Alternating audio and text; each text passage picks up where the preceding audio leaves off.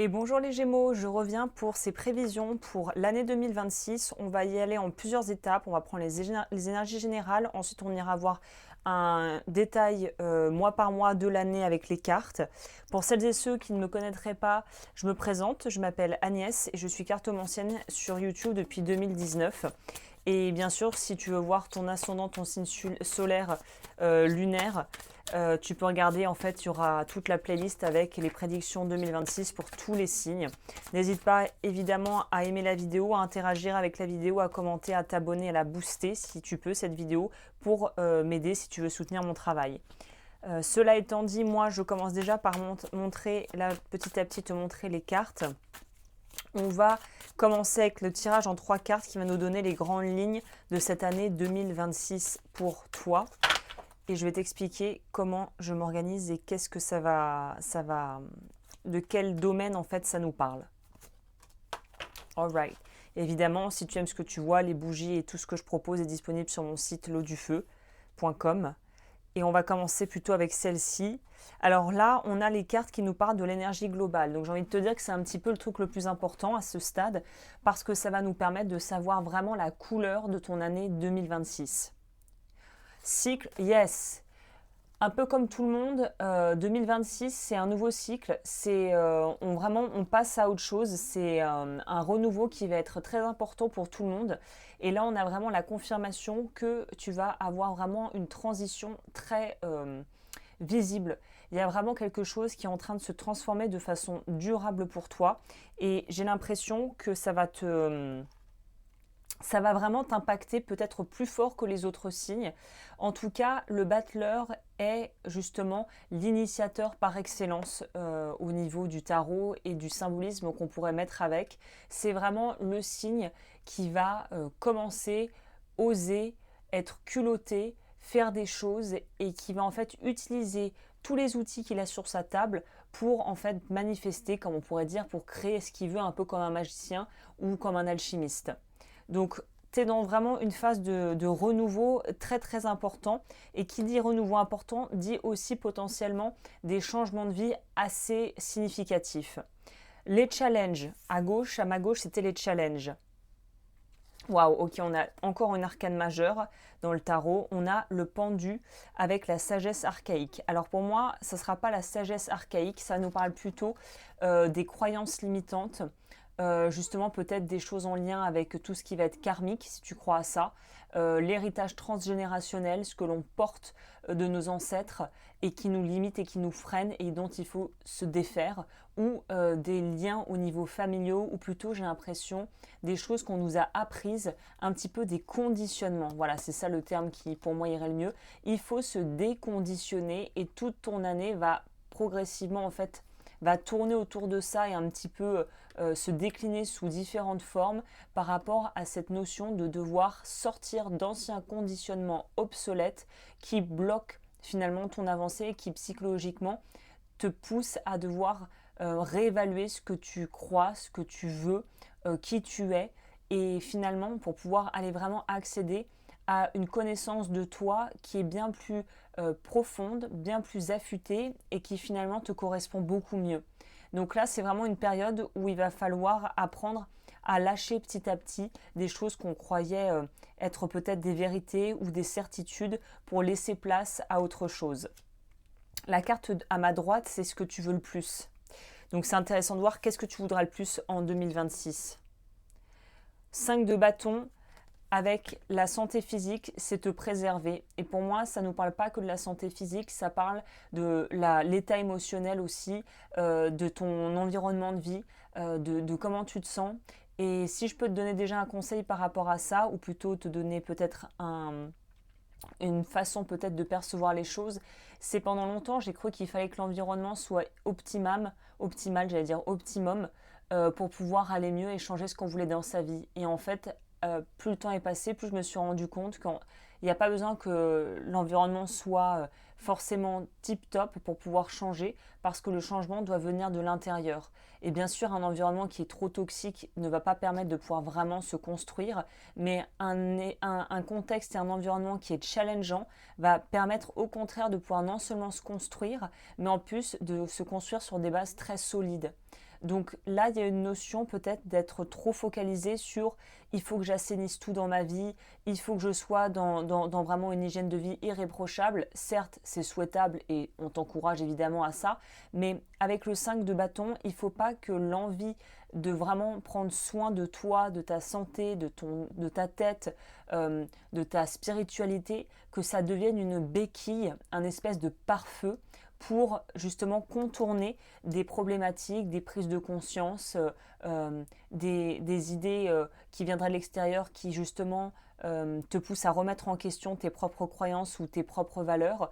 Il y a une notion de déconstruction, de déconditionnement et ça passe aussi par le corps, par peut-être tout ce qui va être des approches plus somatiques pour voir vraiment où tu en es et de te laisser porter avec ça. Donc on est sur 5 de bâton, c'est vraiment cette notion pour moi de attention à ne pas utiliser des choses ou des situations comme béquille. Il faut vraiment que tu prennes les choses en main et vu que c'est ce que tu veux le plus, c'est que tu veux l'autonomie, tu veux la liberté, que ce soit la liberté de penser, comme dirait Florent Pagny, ou la liberté de mouvement pour les personnes qui ont peut-être justement eu des difficultés à pouvoir bouger, soit parce que les finances ne suivaient pas, soit parce que le contexte familial ne suivait pas, soit parce qu'on a des angoisses ou de l'anxiété.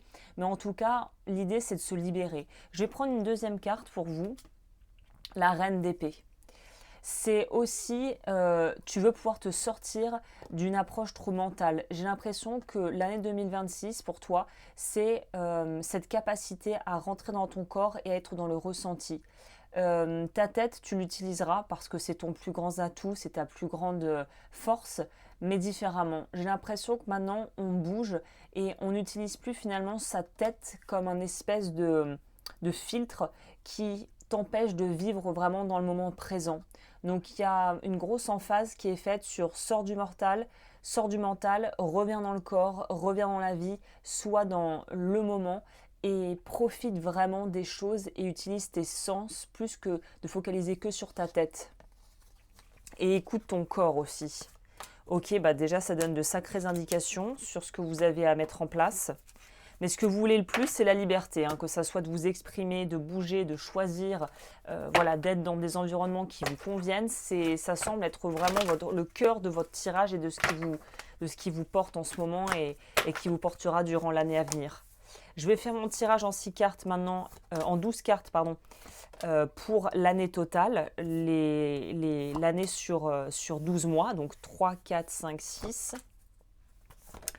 Là, c'est le moment où tu peux peut-être sortir ton agenda ou mettre la vidéo dans tes favoris ou dans la playlist peut-être à regarder plus tard pour y revenir. On va un petit peu déjà prendre la température avec ces cartes et comprendre un petit peu plus ton état d'esprit. Alors là, je me rends compte qu'en fait, tu vois pas toutes les cartes. Le truc, c'est que... Oh, ça a... J'ai dû faire tomber quelque chose. C'est pas grave. Hop. Comme ça, tu vois tout. Et voilà. Je mets les cartes additionnelles au-dessus.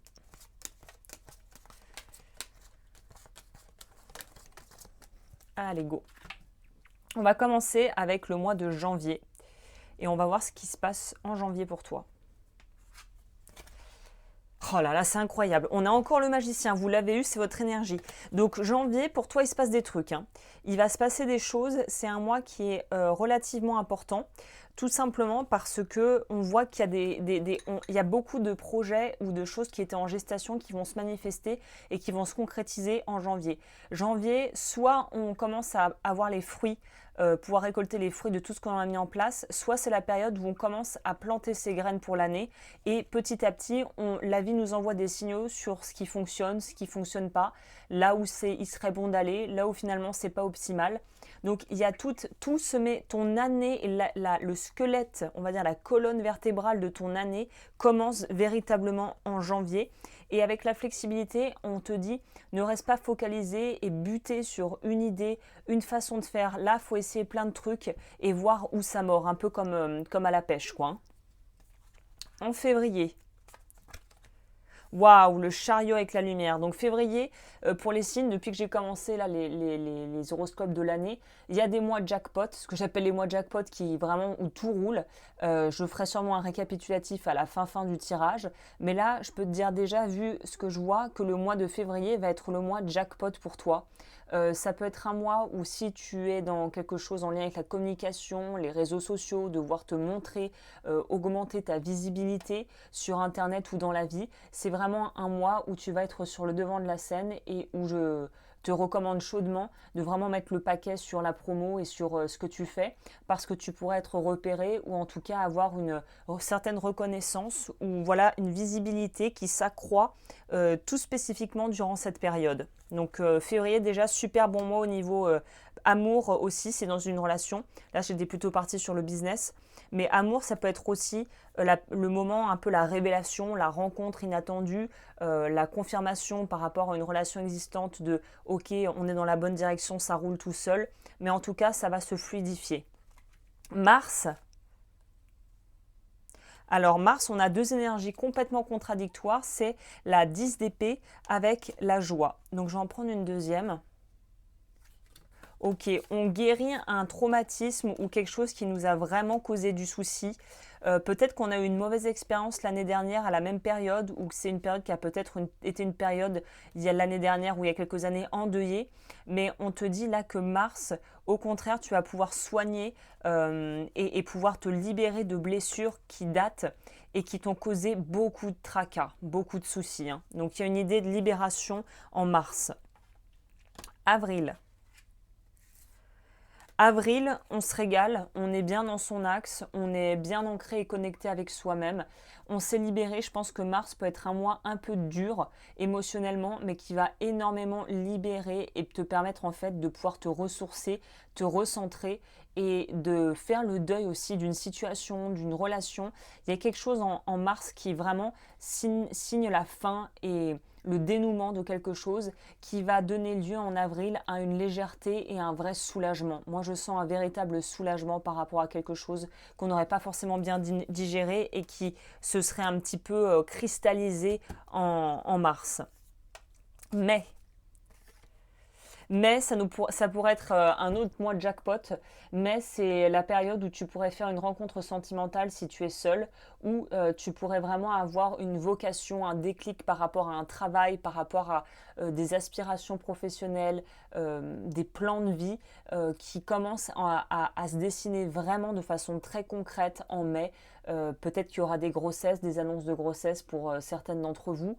Mais en tout cas, mai, c'est le mois charnière où on passe vraiment dans quelque chose de cocooning, de nourrissant, de lien, d'affectif. Et on voit bien ici du cœur, d'être connecté au cœur et d'être, je pense, soit dans une relation amoureuse où tout roule, soit de rencontrer vraiment l'amour ou de pouvoir officialiser une relation en mai.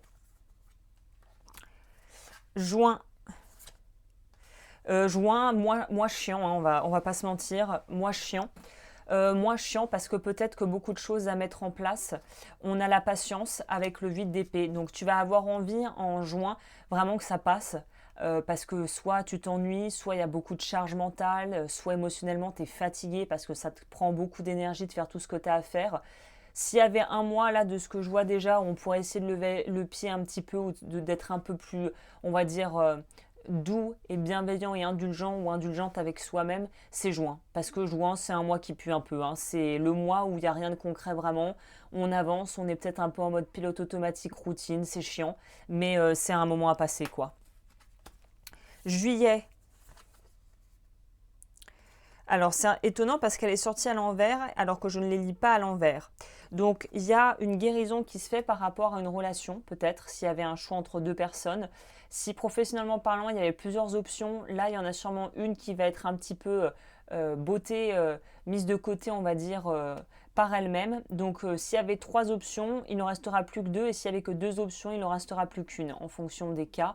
Guérison, c'est aussi en lien avec justement la famille, les proches. C'est de pouvoir se focaliser dans une direction, canaliser toute son énergie dans un domaine, dans un endroit et être passer la porte. Tu vois, on voit bien ici, il y a un truc qui s'ouvre. Il y a l'espèce de péniche là qui passe et on te dit en fait qu'il y a vraiment une transition au niveau émotionnel. On pourra nous parler d'une forme de maturité que tu as acquis et qui va te permettre de pouvoir en fait avancer. Et peut-être que c'est pour ça que juin, ça va être un peu plan-plan et chiant, parce qu'il y a une grosse guérison intérieure qui est en train de s'opérer, je pense, émotionnellement parlant, où on va devoir lâcher pas mal de choses. qui ne seront pas avec nous pour la suite du voyage. Alors, que je ne me suis pas perdue, juin, juillet, août. Août, mois de jackpot encore, il y en a pas mal hein, pour les Gémeaux, ça va vraiment être une super année. Donc on voit que l'été bat son plein et qu'en plus tu te sens vraiment bien dans tes baskets. Pour moi, on a vraiment confiance en soi, on a acquis une solide base d'amis relationnels, on apprend à vraiment bien se connaître, on est vraiment en paix avec soi-même. Il y a la notion ici d'être aussi peut-être soutenu par des gens dans l'entourage, peut-être plus âgés que nous. Mais on nous dit qu'il y a vraiment cette notion de confiance en soi. Tous les doutes sont dissipés. La vie est joyeuse et chaleureuse. On est vraiment dans quelque chose où ce qui pouvait être un frein se transforme en force et les difficultés qu'on a eues vraiment semblent s'évanouir d'elles-mêmes sans qu'on ait vraiment à forcer quoi que ce soit. Donc c'est plutôt chouette. Hein. Septembre. Septembre, on est très, très focalisé, on n'est pas trop dans beaucoup d'émotions, beaucoup à parler beaucoup, à être... En fait, c'est un peu aux antipodes du mois d'août. Là, on est sur de la rigueur, sur de la précision, sur du professionnalisme, sur de la discipline par rapport à quelque chose. Donc là, on sait que les vacances sont finies, la fête est finie et qu'il faut vraiment se remettre dans un axe plus intellectuel et surtout d'être discipliné. J'ai l'impression que septembre rime avec discipline pour la plupart des Gémeaux. Octobre. Octobre, on a vraiment une vraie guérison, un vrai déclic qui s'opère au niveau justement de la vie émotionnelle et surtout de toi-même, de ta santé psychique, on va dire. Il y a un déclic qui pourrait vraiment s'opérer. Donc pour les personnes qui ont peut-être entamé une thérapie ou qui ont peut-être commencé un travail thérapeutique ou psychanalytique ou une thérapie alternative en fonction de ce qui te parle. Et, septembre, si tu as commencé le boulot, alors semble-t-il, j'ai l'impression plutôt ce qui pourrait nous parler de début de thérapie, ça serait janvier, février, mars, ça serait plutôt quelque chose qu'on aurait débuté en avril ou quelque chose qui commence à switcher en mars, puisqu'on voit que c'est un mois où on a un petit peu des choses du passé qui remontent. Là, on voit que le travail commence vraiment à s'ancrer, à se solidifier et que octobre, c'est le mois où on peut vraiment vider le sac à dos, j'ai l'impression.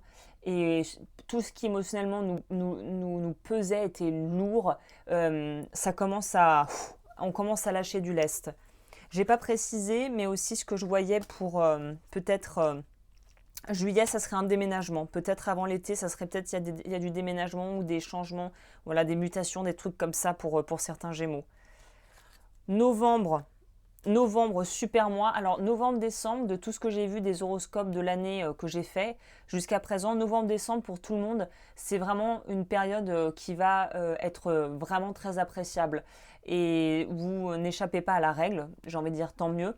Novembre est un mois où vraiment vous avez vraiment le monde à vos pieds, je ne sais pas comment le dire autrement. Novembre, c'est un mois hyper pour vous important au niveau financier. Au niveau aussi de ce que vous allez vouloir attirer à vous, ce que vous allez créer dans votre vie. Les choix que vous allez prendre en novembre, à mon avis, vont être des choix parfois pour certains qui vont être importants.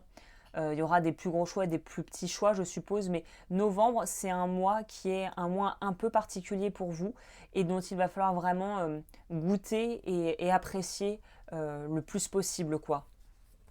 Novembre, c'est un super mois. Et décembre aussi. Décembre, vous, pareil. Il y a une idée de plein de mini-cycles en fait, et c'est ce qu'on a vu au début pour vous au niveau des énergies. Vous avez plein de micro-cycles, un peu comme une spirale. On finit un cycle qui était dans un autre cycle, qui était dans un autre cycle. Et là, on voit que l'apothéose, le grand final, c'est vraiment décembre où on clôture définitivement ce que vous avez commencé en début d'année. Et je pense que le nouveau départ peut vraiment parler de changement de vie, c'est-à-dire que vous pourriez vous retourner en décembre prochain, typiquement l'hiver prochain, et vous dire pétard, quel chemin parcouru. Et je pense, vous, de tous les signes que j'ai fait jusqu'à présent, vous êtes ceux où les changements vont être les plus drastiques, profonds, significatif et soulageant que vous pourriez avoir. Je pense que décembre prochain, vous ne serez plus les mêmes personnes parce qu'on évolue tout le temps de toute façon. Et parce que surtout, vous aurez fait un travail colossal au niveau psychologique et émotionnel et que je pense que les projets que vous allez mettre en marche à partir de la fin d'année 2026 vont être des très gros projets que vous allez porter et emmener avec vous pendant plusieurs années derrière. Mais vous partez avec une nouvelle énergie complètement renouvelée en décembre. Ok, bah c'est joli comme tirage. Je vais prendre ça pour prendre la carte conseil. J'ai fait ça avec tout le monde. En tout cas, c'est une très belle année. Hein. Très belle année qui vous attend, franchement. Hein. On a vu, il n'y a que juin qui va être un peu pourrave. Je pense pour vous, ça va pas être un mois hyper intéressant. On a septembre qui va vraiment trancher aussi pas mal quand même avec les énergies d'été un petit peu plus légères et chaleureuses. Et on a quand même octobre où il y a du travail intérieur qui va être effectué et qui peut être aussi un peu remuant. Hein. Alors, on te dit avec l'araignée, trust, alors fais confiance à cette étincelle créative en toi et exprime cela à travers des histoires inspirantes et des partages d'expériences inspirants. Donc la créativité aussi apparemment est au premier plan. Eh bien écoute, j'en ai terminé avec cette magnifique guidance. J'espère que ça t'a plu. Si c'est le cas, comme toujours, n'hésite pas à me soutenir. Tu peux voir ce que je propose si tu veux peut-être des accompagnements un peu plus ciblés. Ah oui, j'ai oublié. Je vais le faire à la fin. S'il y avait des choses à travailler pour cette année, si vous voulez vraiment optimiser votre année 2026, comment on pourrait optimiser ça? Sur quoi il y aurait à travailler? Moi, je dirais le chakra. Ah bah le chakra sacré, j'aurais dit le cœur, moi. Chakra sacré, du coup, c'est le deuxième. Donc, c'est le Svadhisthana. Et on va devoir travailler sur la révocation du vœu d'abandon et sur la blessure de l'âme du rejet. Donc si tu veux voir, j'ai proposé des accompagnements, des séances audio qu'on fait ensemble, que tu peux télécharger et réécouter en MP3 à volonté. Et apparemment, ce qui va être le plus activé pour toi et ce qu'il faut travailler, c'est vœux karmiques d'abandon. Et blessure de l'âme, ça va être le rejet. Voilà, voilà. Eh bien écoute, je te dis à très vite pour de nouvelles vidéos. Merci d'avoir passé ce moment avec moi et je te souhaite une superbe année 2026.